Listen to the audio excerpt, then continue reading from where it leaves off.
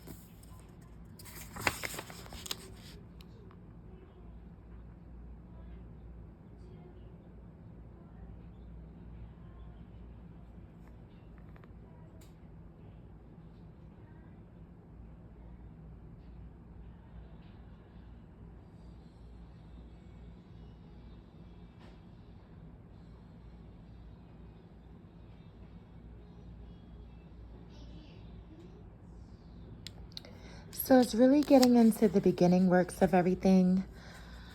I'm excited to read this along with you guys.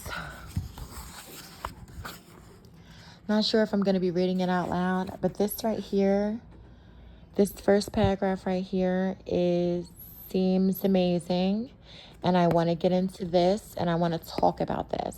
So maybe I'll do some sort of like study guide, or feel myself studying aloud, and this would be the introduction of it. Okay, so yes, we read it alone, but now I'm going to read it out loud.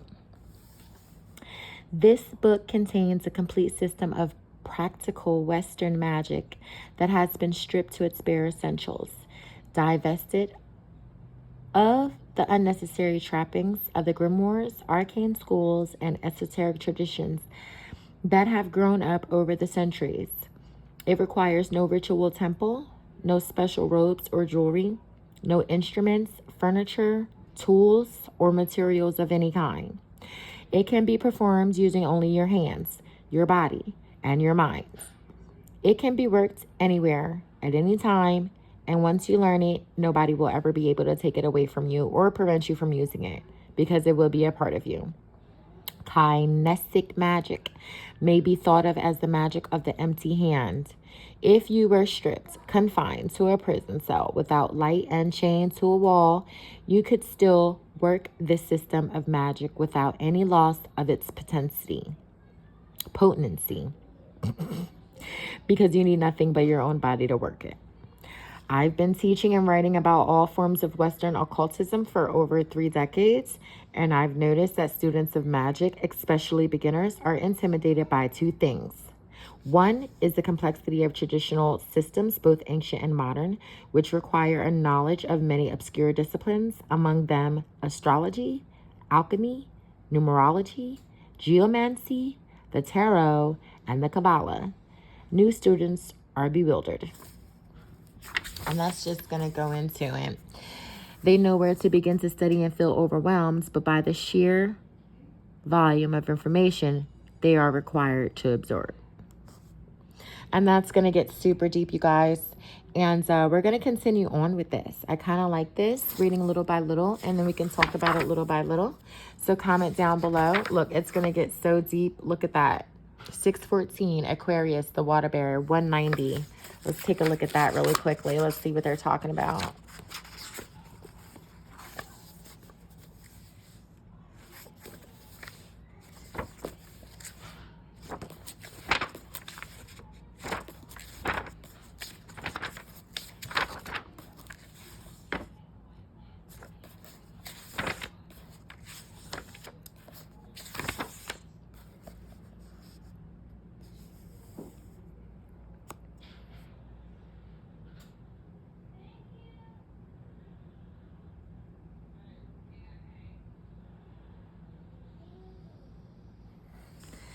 Okay, so the symbol of Aquarius is that of a person pouring out water of a large pot.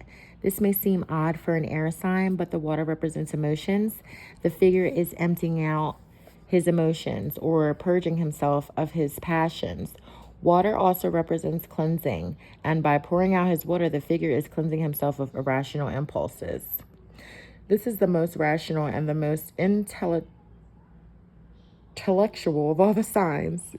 There is a love for knowledge here, not so much for the uses it can be put to, but for its own sake. This is the sign of philosophy and reasoned debate.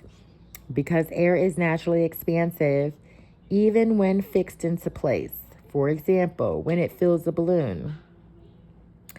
The general energy here is honest and forthcoming, but it can be unpredictable in its expression.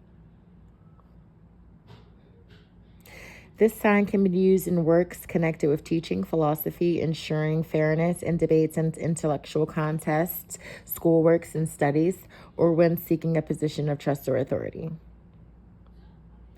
Traditionally, Aquarius is associated with the lower legs and with the circulation system, except for the heart, which falls under Leo.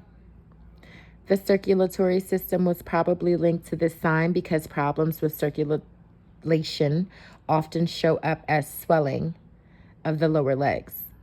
Using this energy to address problems with ankle sprains, cramps in the calves, shin splints, and pain in the Achilles tendon, and also with swollen legs and varicose veins. In astrology, the planet Saturn is the ruler of the sign Aquarius, located on the lunar side of the zodiac. It's going into Capricorn next. So let's stay tuned, you guys, because we're going to get through this whole book. We may jump around. We may, but we are definitely going to get through this whole entire book, okay? Look at this. Just great information. And again, go out and get the book Kinesic Magic, Channeling Energy with Postures and Gestures, so we can do it together. Peace.